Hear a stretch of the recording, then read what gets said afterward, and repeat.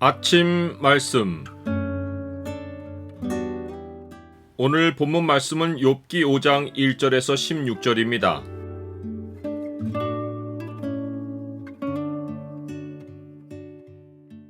사람을 향한 미움은 저주의 말로 나타난다. 오늘 본문을 죄의 창으로 보면 마음속에 사람을 향한 미움이 있는 자의 표시가 무엇인지가 보입니다.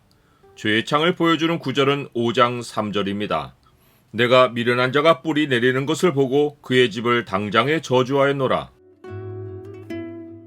엘리바스가 자기 지혜로 욥이 겪는 고난의 이유를 설명하려는 시도가 계속됩니다. 그의 의도는 위로가 아니라 그 정도의 고난이면 인생이 끝났다고 알려주려는 것입니다. 주변 사람의 도움과 위로가 절실한 욥에게 엘리바스는 소망의 싹을 잘라버립니다. 너는 부르짖어 보라. 네게 응답할 자가 있겠느냐? 거룩한 자 중에 내가 누구에게로 향하겠느냐?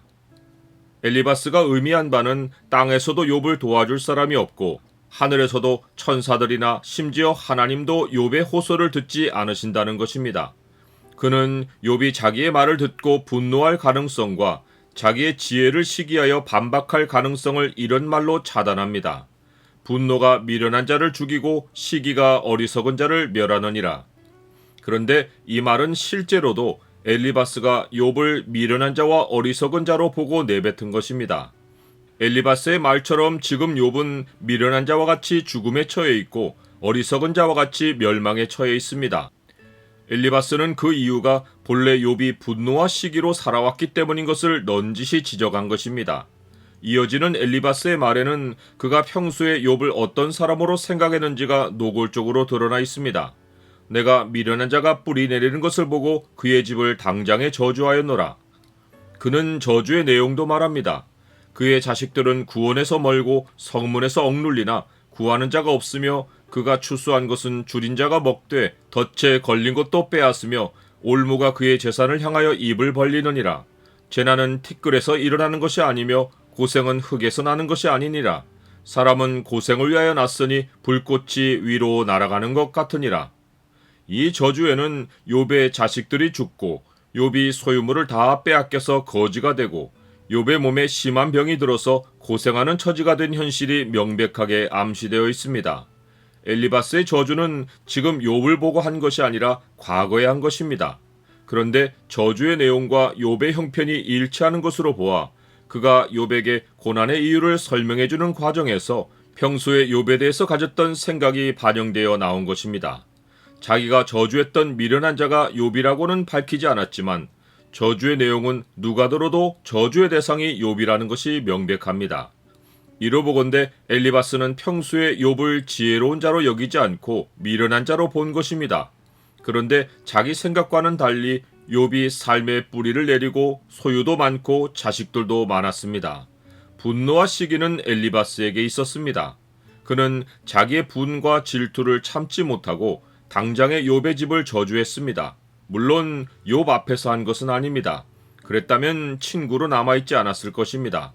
그는 마음으로 욥의 자식들과 소유를 저주했고 욥에게도 미련한 자가 마땅히 받을 재난이 생기기를 바랐습니다.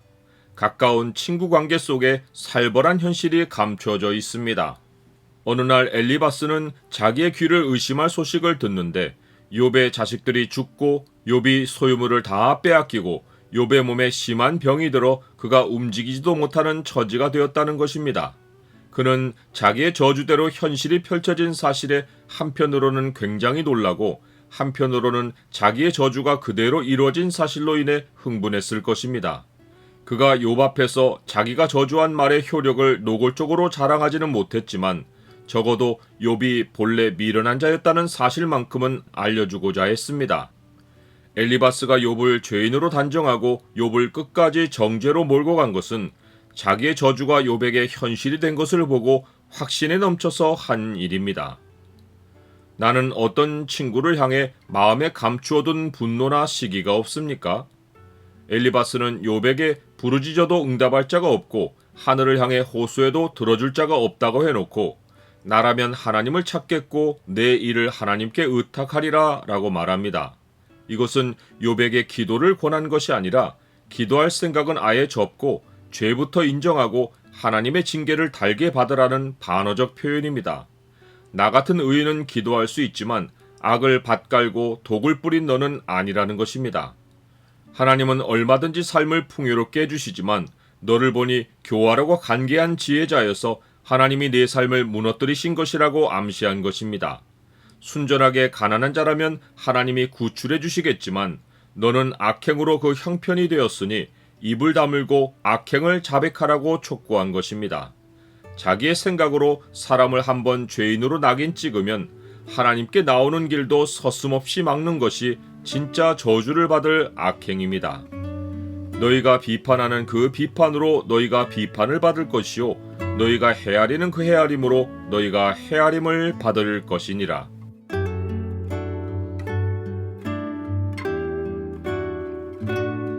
주님, 사람을 향해 미움을 품는 것이 제가 사람을 저주하고 있는 증거입니다. 주께서 저를 사랑하고 용서하신 것 같이 관계하는 모든 사람을 사랑하고 용서하게 하옵소서.